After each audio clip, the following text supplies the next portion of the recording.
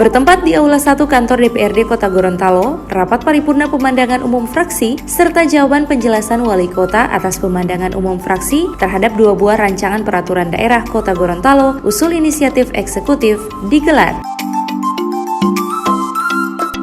Dalam rapat paripurna ini masing-masing fraksi yakni fraksi Golkar, P3, PAN, Demokrat, PDIP, dan Gerindra yang menyampaikan pemandangan umum mereka terhadap 2 buah Ranperda Kota Gorontalo usul inisiatif eksekutif.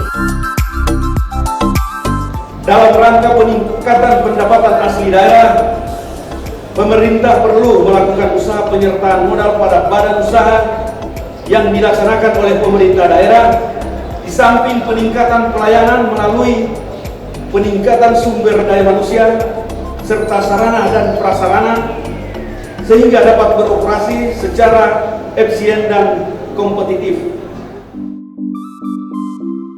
Namun untuk fraksi Partai Amanat Nasional yang dalam hal ini disampaikan oleh Alwi Podungge memberikan kritikan kepada pemerintah dalam hal ini Wali Kota dan Wakil Wali Kota Gorontalo terkait ketidakhadiran Direktur PDAM dalam setiap pembahasan di DPRD. DPRD PDAM itu selalu hadir, karena tadi juga di rapat Bapeda dia tidak hadir. Mohon teman-teman ya, karena ini kita kerjasama, karena kita bicara, kalau saya karena mantan pemain sepak bola, saya berfilosofi dulu. Pemain sepak bola itu berupaya untuk merebut sebuah kemenangan, tidak saling mengandalkan, tapi saling membutuhkan kerjasama yang baik dan terutama saling melengkapi dan terutama saling berkait. Wakil Ketua 1 DPRD Kota Gorontalo Muhammad Rifai Bukusu mengatakan dalam pemandangan fraksi tersebut terdapat 2 fraksi yang mempertanyakan kinerja PLT Direktur PDAM, yakni fraksi Partai Amanat Nasional dan tentang kualitas air PDAM yang disampaikan fraksi Demokrat. Menurut Rifai, ini menjadi penting sebagai catatan kepada pemerintah atas kritikan tersebut. Ada 2 fraksi yang menyinggung PDAM, itu jelas sekali 2 fraksi. Pertamanya dari fraksi PAN mengenai kualitas mengenai ketidakhadiran Direktur PDAM selama ini diundang tapi tidak pernah hadir. Itu satu catatan dari pemerintah kota untuk segera menghadirkan. Seandainya ada undangan-undangan itu segera. Itu catatan daripada fraksi PAN.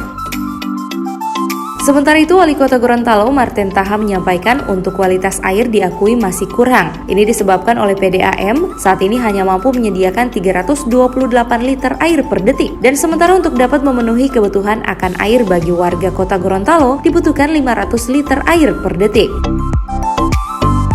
Selain itu ditambahkan Martin, PDAM sudah saatnya menambah dan memperluas jaringan, serta mengganti jaringan yang sudah usang. Pasalnya usia jaringan-jaringan pipa inti rata-rata sudah di atas 30 tahun. Karena belum dapat dinikmati oleh seluruh warga kota, maka dia wajib untuk membangun instalasi pengolahan air. Karena pertama instalasi pengolahan air belum mampu. Kita ini harus punya minimal 500 liter per detik.